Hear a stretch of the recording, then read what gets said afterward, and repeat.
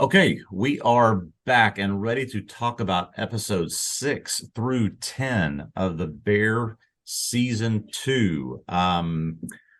We spent a good amount of time last week talking about the first half and how it really we saw it set the stage for what the season obviously is going to be. We saw it set the stage for this idea of some of these departure episodes, but we really get hit hard in these first couple of episodes 6 and 7 here right at the beginning of this back half of the season. But just in general, we've now wrapped it up. We can open it up to spoilers now. We can sort of dive as deep as we want. What are your thoughts here on this second half? How it ended? How these some of these powerhouse first couple of episodes really lended themselves to what the rest of the season looked like? Yeah, well, like maybe first a stronger spoiler warning. We might not have one Yes. strong spoiler warning. Like we're going to tell you what we're going to talk about what happens in the Bear season two, and everything that exists in the Bear is fair game. So spoilers. If you don't want spoilers for the second half of the second season of the Bear, turn off now.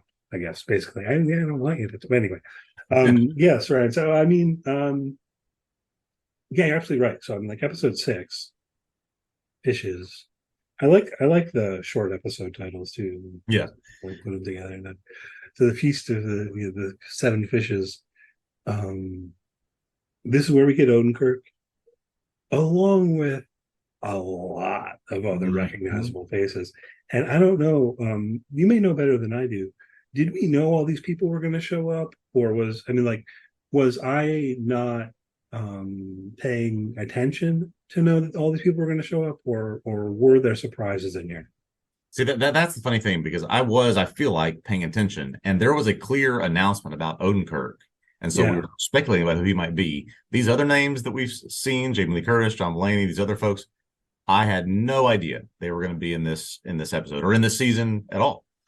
same. Yeah, I did not know. So okay. But the cycle is so things you drop it all at once, and then all of a sudden all the Yeah. people know, and I've got people sharing gifs on my Twitter feed of Bernthal with a fork in his hand. Um, yeah, but yeah, I mean, so that episode was great. I think obviously I really struggled with it. We talked about this a little bit before with the episode 7 from last season, the handheld camera, and I struggled with this. I actually took a couple of breaks in the first Yeah. 15 minutes of this episode because I was just getting like too high on the anxiety spectrum. Um, as I sometimes tell people, it may be realistic, but if I were in a room like that in real life, I would leave. So I'm subjecting myself to it as a TV show. But really great, and really all of the performances I thought were really great from the cameos, but particularly Jamie Lee Curtis. Do you agree? I do, and I don't know if you saw this. She put an Instagram post out, I think after a week or so after the season had been released, and in that post, she said something to the effect of this was the role of a lifetime because of just Wow. how not that it was I think close to home or personal to her, but it was just something where she could play this role that really was supposed to reflect what the rest of the show was about, and she just was so honored to be able to do it Mhm. this couple of times. But I thought her performance was excellent, and, Well, and you're right. You would spend the whole dinner outside if this was a meal you were really at, and so God, just it's like you're jealous of the pregnant woman who gets to go to a quiet bedroom. Yeah, exactly. Who's oh man, why am I blanking right now? I should not refer to her as Britta from Community. Oh, I Jillian, think her name is Tiff in the show. yeah, Tiff in the show. The actress name is Jillian Jacobs. Jacobs.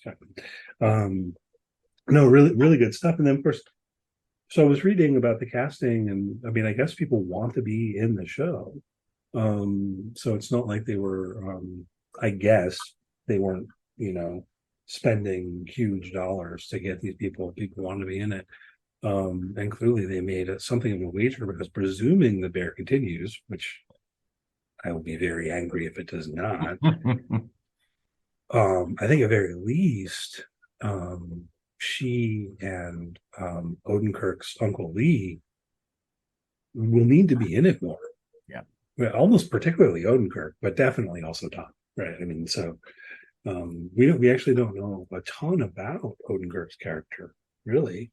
Yeah, I saw it to him referred to as an on again, off again boyfriend of Donna. So somehow loosely connected to the family. Obviously, back in this what we saw in this episode 5 years ago, Michael just despised him. But there is also some kind of loose arrangement between now Carmy and Uncle Jimmy and Lee, where they're in some kind of business arrangement together with the restaurant. So he's gonna. I think you're right. I think they have Mm. to bring him back for Yeah, something. he was mentioned Yep. before we saw this, and Carmy said something like, "He's not my family," Yep. you know. So there's real animosity there, and he definitely has to be in it more. And I think also, so too does Donna. If we can jump around here because we're Yep. talking about the whole thing. I mean, we see her again in the season finale, and we talked about this a little bit off air, but I found this really poignant. It seemed like you were maybe a little bit disappointed. But to remind I, people what happens, she shows up, but then it's Pete who yeah. sees her, and then he gets the scene. So yeah, go ahead. So yeah, I've mentioned this to you, and this was my only, I think, issue with this scene, and maybe even in the finale as a whole, is that the whole first season, Pete is set up to be this sort of incompetent guy that nobody likes. I think I used the word jabroni. That's probably how the guys in Chicago think of him, right? And Yeah, and then in the finale, he has to carry this emotional weight in this scene. It's like that's as much as I sort of liked the interaction and thought it was important to the finale. Just thought maybe it would have been better if they could have figured out a way for Natalie and her mom to do it. But it's picking nits at that point. I just we basically see Pete, I don't think at all this season. right. So And then he so comes up to this dinner, and that's it. so then we'll give you the counter position, I guess, because I thought this was kind of brilliant, precisely because you have Pete characterized throughout season one as this is a bit of a doofus anyway. You don't really want him around. He is in Fishes, right? Where Yeah. he very stupidly arrives with the tuna fish casserole, which is going to wreck the fact that it's the feast of 7 fishes. You got 8th fish, right? And Natalie throws it out the door. Um, not entirely clear to me if they were married at that point already or if they were dating or what. Yeah, I That's don't know. clarified. But so the fact that it is Pete, because I think that at the same time, he really is just like a really nice guy. Yeah. He wants, that's what he wants to be. And you just still just kind of don't like him. He just seems like he's trying to ingratiate himself too much or something like this, Yeah. right? So for him to have to carry that emotional load and have to work through that scene, I felt like all of a sudden when it actually was giving him a depth because I think it plays really effectively. Yeah.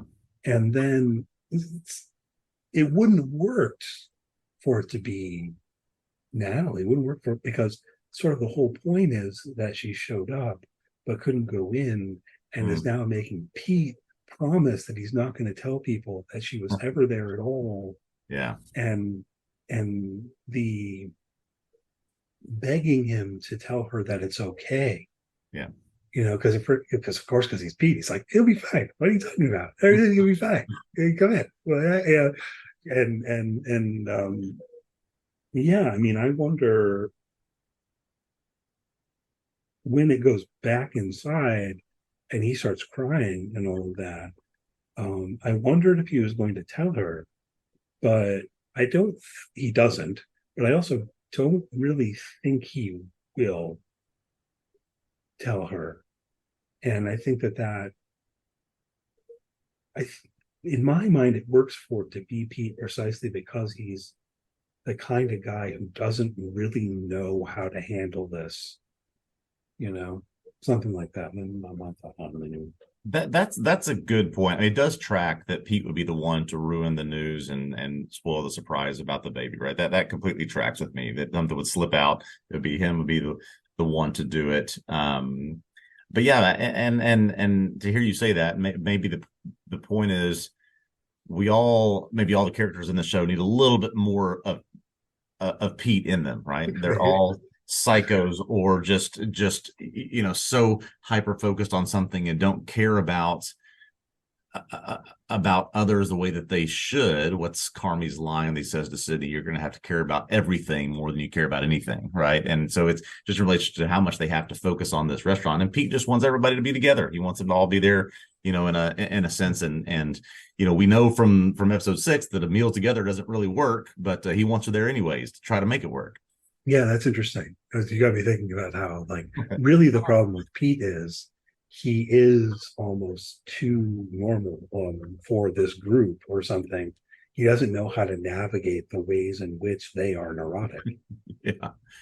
Yeah, that's an interesting thing. Yeah. Very, very good point. Well, so I mean, obviously that 6 and was such a widely discussed and widely debated and surprise episode with all that happened there. And then it leads into what I think I wrote ended up being my favorite episode of the series, which was episode 7, where Richie sort of has his purpose episode, going and staging for what they call the best restaurant in the world. And just sort of curious sort of how that landed with you. I found it very emotional, very, very poignant, and just hit me in all the right places, just sort of the course of 33 minutes. Yeah, I agree completely. And it definitely made me teared up a lot over the course of the Bear season 2. Mm-hmm. Honestly, for various reasons. And some of them were, one of the things that stands out to me about this episode is that at least one of them was a moment of something close to joy or something. When he, I don't know the name of the manager or whatever the person is, the restaurant starts talking about how they're not going to let the couple pay for their dinner. Mm-hmm. So, like, yeah, man, I thought this episode was great. I've always liked Richie, but the kind of character development he gets, and I have seen some people say maybe it's too fast or something like that, but I don't know. What the point is, that what Richie needed fundamentally was just a shift in his perspective, just to become the Richie who wears suits now. Yeah. That suit is I think emblematic of a lot of things, but it was necessary, but also so well done that they gave you could easily just sort of have Richie evolve over the course of a season and give all these other folks, Sydney and Marcus and Tina, all their departure episodes to let them grow and just not give that to Richie. But I just, that growth just hit me, I think, the most, and showed me that moment that you mentioned where he hears them say what they're going to do for those teachers and not give them bill. It's like that was the light bulb moment, right? And to be able to do that for someone, while he may not be able to cook the thing and may not be able to plan the thing or fix the thing, to be able to do that for someone, he's got the skills, the people skills, which that Chef Terry confirms later, that's what he can do for this place. Right. We've got another cameo here with Olivia Colman. And that scene, now that I would most directly compare to the scene between Marcus and what's his name, Luca in the show, Will Poulter's character. Yes, Will Poulter is Luca. Yes. Yeah. Which is also, I don't know how long it is, but several minutes, I think, of just this kind of quiet conversation about I don't know, kind of hitting that every second counts sort of ethos in one way or another. I thought that was great. Which one of those landed better for you? That's a fair question at all. I think I probably, it certainly hit me harder with the Olivia Colman Chef Terry conversation. Just the what she talks about in her relationship with her father, what she talked about with her relationship with the industry that she was in and how it beat her so much, and then she was able to just say, why don't I just try again to rise above this. But then also just all the while they're doing this very simple thing that she thinks will make a big impact, like peeling mushrooms, right? And for Richie to sort of just be, I think, overwhelmed with this information of what sort of a story can be, while also knowing you still have to pay attention to the details and pay attention to the things that will make these things great. That just sort of the combination of those things, I think, is what hit me, and I think that those really hit Richie as well. Yeah, fair. No, and I think I agree. And the peeling of the mushrooms too, which is not really necessary. I mean, in terms of edibility, you don't have to peel Nope. mushrooms. So, but the way that that kind of came together, because that's one of the first things he asked her is why she's doing it. Um, and that the point is almost intrinsic to the doing of it as just letting people know about the time that was put into it. People will notice, at least in a subtle way, if not consciously. And then we never find out what how her father ended all of those journal entries. Right? Exactly. And did you sort of something that just popped in my head just now, sort of make any comparisons between Chef Terry and then I don't know his name, but it seems like the chef de cuisine, just sort of the hard ass jerk guy who shows up there when they're doing the staff meeting, they're talking about the smudge. He's the one who's pushing them to do all the things when they get the deep dish. Just sort of this real forceful guy compared to Chef Terry's demeanor. And I think that Richie saw both and the value of both, then also really I think latched on to the fact that Chef Terry, what her personality was, but also that she said that he had the right people skills, and if she recognizes that in him, that's sort of the direction that he wants to go. Yeah.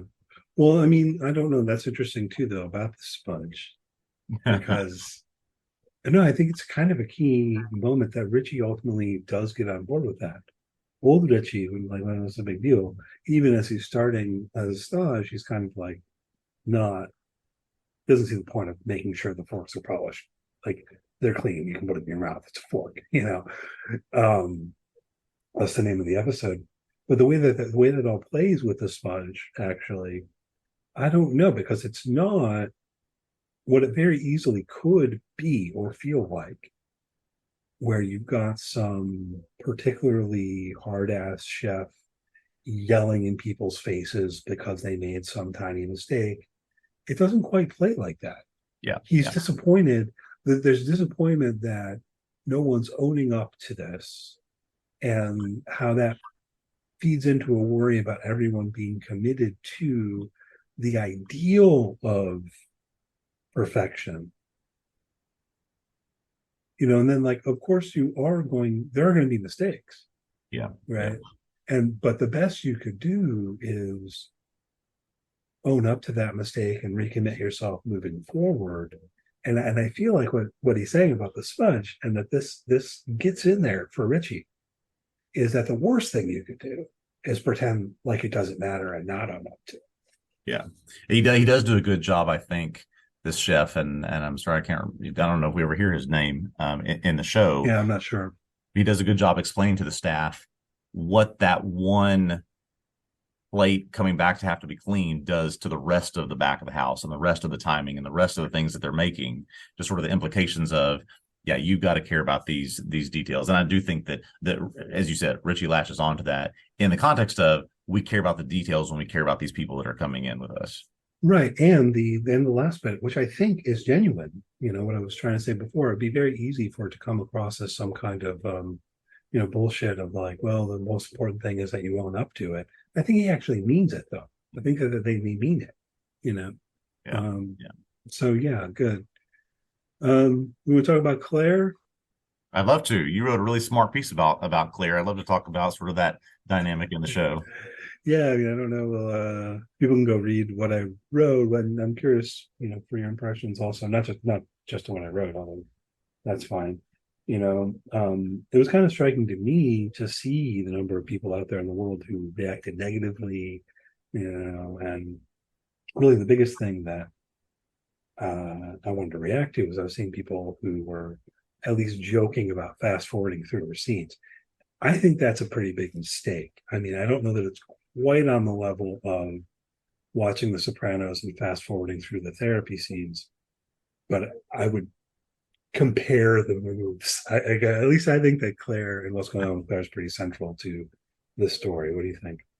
Yeah, we saw so much of the platonic relationship between Carmy and Sydney in the first season, and we see a lot of that still in the second season, although probably fewer scenes together. But I saw Claire as a really strong addition, not just because I think she's a fantastic actress and it was a good performance, but also that it served as a point where Carmy has to understand, can I do both of these things and be successful, or can I? Is it possible for me to divide my attention? Is it possible for me to be able to have this more smaller sense of a normal life? And I think she sort of served as the propellant for that, in a really good way that probably Sydney could not have, because they're both so psycho and hyper focused on making this restaurant work. Yeah, I mean, I have to mention as an aside, I don't get the shipping between Carney and Sid that apparently some people do. And I don't even want to talk about it more than Yeah, just no, acknowledge that I guess it exists. I think it's a platonic relationship and important that it is. It's a professional relationship. It's a relationship as partners in a project. Um, but if to focus on Claire, I guess the other big thing I got thinking about is it's maybe a question because maybe I'm wrong. I don't think that The Bear, the show, is setting up this kind of dichotomy, like either you commit yourself to the restaurant mm, or you can, have the love of your life or whatever, attend to your personal life. Because same goes with Marcus. But it's there where you could read it that way, right? Like with Marcus at the end, you see in the montage, we see that his phone's all lit up. He's missed calls from his mom's nurse. So it would be all too easy to read it as like, well, he chose the restaurant over being there with his mother, yeah, who's maybe dead now. yeah. But I don't think that's what they're doing. And that's where I felt like trying to dig in on Claire was worth doing, because I think if you look at their relationship, there's every indication that maybe it could be possible, even though, of course, starting a restaurant's crazy and is going to take a lot of your time and a lot of your attention and needs to be prioritized. Um, I thought there was every indication that Claire'd be okay with that, you know. Yeah.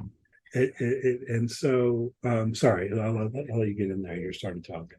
No, I think that's smart, because I'm thinking back to, I think this was in episode 5 before they go to the party, and they're sitting in the car after dropping off the liquor license, and they talk about the similarities, that her residency is gnarly and gross and 100 hours on and 2 hours off. And she says, "Oh, well, isn't opening a restaurant or running a restaurant the same way?"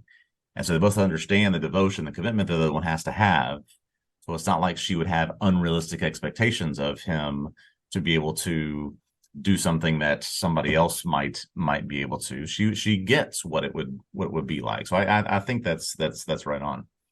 Yeah. So I mean, then carrying forward from that, I mean, at least how I read it, I made this argument in the article that I wrote, is that that conflict is the very same one, but it's in the show, but it's in the show in Carmi's head.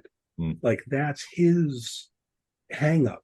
He's caught up on this, and that's um why basically I do think that when Richie calls him Donna, that he's not wrong about that. He's not wrong to make that comparison. I think it's maybe like the meanest thing he could possibly say. But what is he saying? He's saying that Carmi is caught up in his own kind of mental neurotic drama, and he's the one who's framing everything along these lines. And the biggest thing, one way or another, whatever you think of Claire, again, even if you don't like Claire as a character or her demeanor or whatever, I one of the things I found myself thinking about the most when Carmi's locked in that meat freezer and all of that, or when he gets out. I mean, whenever you time this, he seems to totally fail to appreciate the fact that this staff that he has trained up actually pulled it off. It's interesting you say that because when we leave the show at the end of season two, he doesn't know that. He doesn't know what's happened. All he knows is he's had this conversation with Tina and he's had this argument with Richie, and Claire has popped in and heard him say things about, how he doesn't deserve any amusement or enjoyment, and it was all worthless and not worth his time. He doesn't realize that he could step out and everybody else has had so much growth that they can accomplish this. So maybe that a possibility is there with him and Claire. I don't think he understands that they're have been completely successful and it's over before he gets out of that thing. Oh, that's interesting. Yeah, I mean that would almost call for a careful rewatch. I mean, and then I don't know, we'd still get a definitive answer. That's interesting to think about, the extent to um which he doesn't know. Yeah. I guess I felt like Richie sort of told him, but that would be after he's melted out with Claire. Yeah. Yeah. Richie comes there asking, "What did you do to that girl?" Uh-huh. And so, yeah, you're right. We're gonna have to just go Yeah. frame by frame here and see what he knows, what he doesn't Yeah, know. I mean, but I mean, it's also, I think there's going to be an ambiguity we can't resolve because there's also a question of how much can he hear through that door, Yeah. how far, and so on and so forth. But yeah, I mean, so it could be, it's sort of, I think, tragic, even in the traditional, technical sense of the term, either way, that what Carmi encounters is this. I mean, he's probably lost Claire. As much as I want to believe that somehow they can get it back. I mean, because it's technically possible. I was thinking about this last night. How I think it's possible. If he got out of there, if he went to Claire, if he apologized, if he wanted to reckon, it would work. Yeah. The problem is that man is not going to do that. You agree?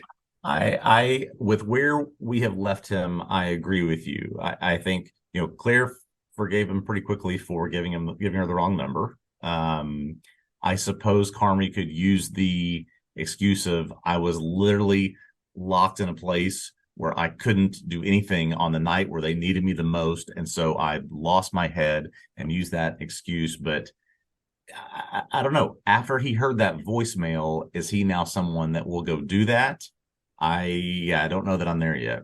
See, because well, yeah, but see, here's the thing. Further, I think because it wouldn't be what I'm imagining is not him trying to float it as some kind of excuse or something like that. No, I think that if he went to her and was completely honest, Mm-hmm. that could work out. But he's not going to do that. Yeah. Like in my predictions for the Bear season 3, he's not going to call her. Richie's going to give him a hard time about why isn't he talking to Claire, right? Like maybe eventually by Yeah. the end of season 3, he talks to her again. That's what I think is unfortunately going to happen because at least for me, their relationship really worked. Yeah. I think I agree with you. I think that will be and that's I think that's probably right that Richie comes into it, sort of sees what was valuable about that and pushes him to do it.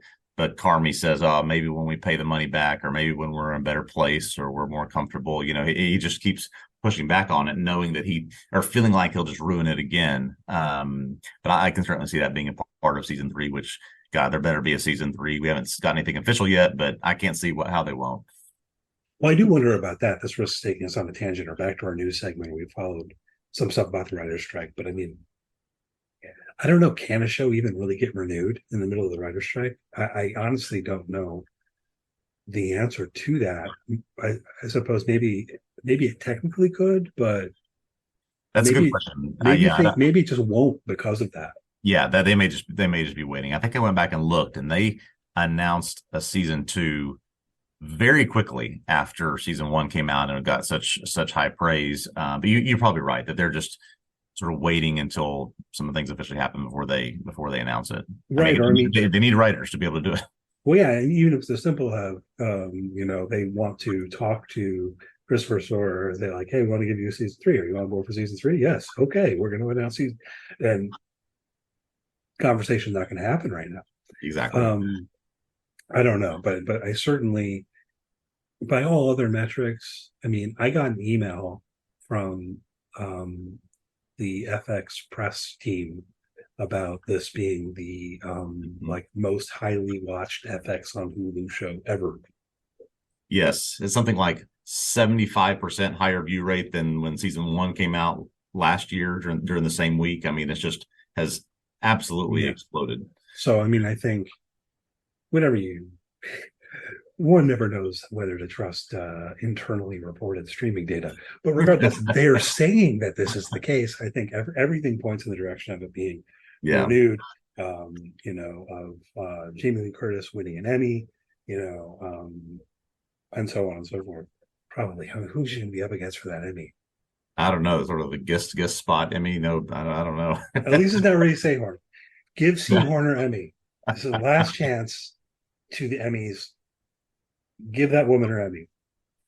All right, let me. Well, see, this whole timing thing throws me off too. But I think I read that Succession is putting Kieran Culkin up as lead this year, Yeah. so that could open the door for Yvonne Bachrach to get one for supporting. So there's my plug right there. Give it to him. Or I don't really care. I don't care. I care more about the awards we were talking about earlier than the Emmys. Yeah, Anyway, we're sidetracked. We'll talk about the Emmys when they come up, I'm yeah, sure. yeah. What else we got here in terms of the latter half of the Bear season two? Yeah, I just, I think the one thing, so right now I'm on my third time watching it through. I'm watching it through with my wife now, and I'm noticing how many times, it says on the board, call the fridge guy, or someone says, are you going to call Uh, the fridge guy? Or, they do something and it's not working, or they make reference to it. And I don't know, it threw me a tiny bit that for how, again, in his own words, psycho that Carmi is about details, that this is something that he would not do or not task to someone or not make sure that it is done. And obviously this is a the the focal point of what happens to him in the finale. yeah, Would he have really forgotten to do that? I did think it was a little bit too what's the word that I want here? Lampshaded? Is that the word? Lamppost? Choreographed, Yeah, telegraphed, certainly. telegraphed. Yeah, I mean, like Yeah. that. This is what was going to happen, and it did seem a little bit. We're talking about plausibility. There's the one scene where he's about to call the fridge guy, and then Claire calls him, and then he doesn't do either thing. I mean, I'm not going to say it's implausible Yeah. because I guess I could see it playing out, and no one else calls the fridge guy. He's insisted he will be the one to do it. I don't think it's implausible, but it did kind of, I don't know, in terms of things that I didn't like, if I can put it that subjectively, that that scene in particular with the phone where he's about to call the fridge guy and Claire calls him and he doesn't answer the phone, and the um the thing with Marcus's phone where he's missed a bunch of messages and how they threw that in there. I Yeah. didn't like either of those things. I mean, I could probably say more about why, I suppose, but what about you? Yeah, just on I agree with you on the Marcus's phone thing. I mean, obviously that's thrown in there to I don't know about solidify, but give more weight to the idea of, yeah, how do these people manage both of these things? But the scene where Carmi doesn't answer his phone and doesn't end up pursuing either of those things, or people that he's trying to reach, it's almost like a pretty strong slap in the face of, look, we're showing you that this season is about these people have to make these choices. Which one do they really care about? And he's choosing neither. So are both of them going to fail? And that ends up what happening. And I felt it a little bit um, too rough around that when that was not really what they were trying to do with it. That's what I think, right? It feels like it's falling. Those moments are at risk of falling into the kind of cliched TV drama plot line that I think the season as a whole does such a good job of avoiding complicating viewing as, just doing in a much, much, much, much more nuanced way, it does kind of make it seem like, oh, Marcus chose the restaurant over his dying mother.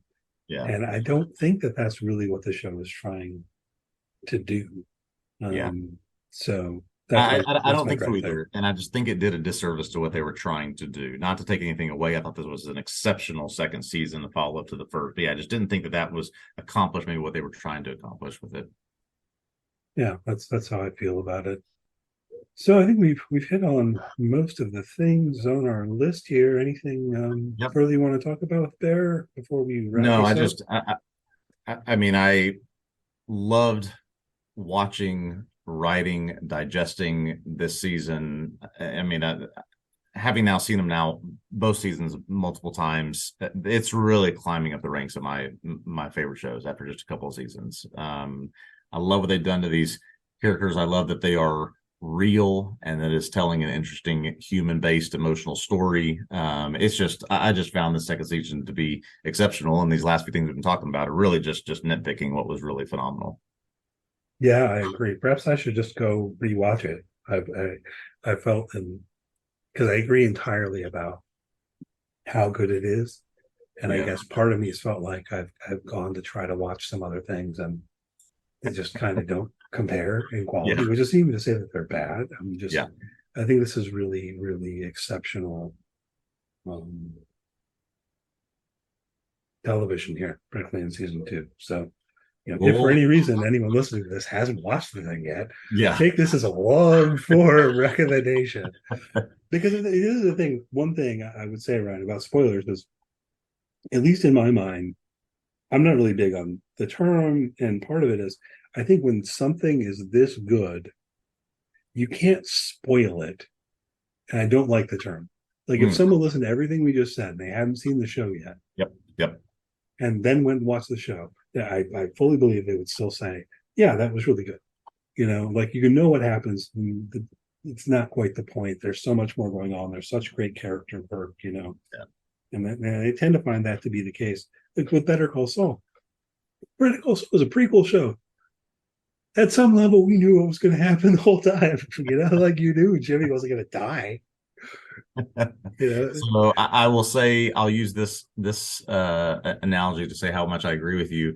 Because we've talked about it many times that the biggest gap in my TV watching history is that I have not seen Sopranos before. right? I know probably beat for beat what happens in the finale because it's been discussed and deliberated and out there and for years now. And so, but am in no way keeping that from when I finally do watch it, keep me from the enjoyment of this thing because so what? Yeah, I almost feel like that's an anti-spoiler, if I can coin a phrase. Because the first time I watched the finale of The Sopranos, I was bewildered and kind of pissed. Yeah. And when I rewatch The Sopranos and I know what's coming, now I watch it and say like, oh, this is a good way to end it. Mm. As opposed to the first time, and I kind of presume people know vaguely what I'm gonna. I was there like, did my cable go out? So, um, all Well, right, good. well, Well, man, I've enjoyed talking about the bear with you. This has been a really, really good show. We're just going to keep our ears to the ground and just hope that next season is announced as soon as they can. yeah, indeed. So, okay, Ryan, well, I suppose we'll wrap up here. We'll meet up again next week or something like that. Please do follow the site on, Twitter, if you say use Twitter, on Facebook. We do have an Instagram now. You can find these things by searching TV Obsessive. Again, the website's tvobsessive.com. Podcast is out there on Spotify, Apple, iHeart, Audible. I mean, probably, how'd you find this one? There's also a TV Obsessive YouTube channel if you prefer to listen to us with a rather boring video of sound waves. There's some other stuff on there too. Please do go to the YouTube and like and subscribe. Um, Yeah, and like and subscribe to this podcast. We appreciate everybody listening, and we'll see you next week. all right. See you next week, Fred.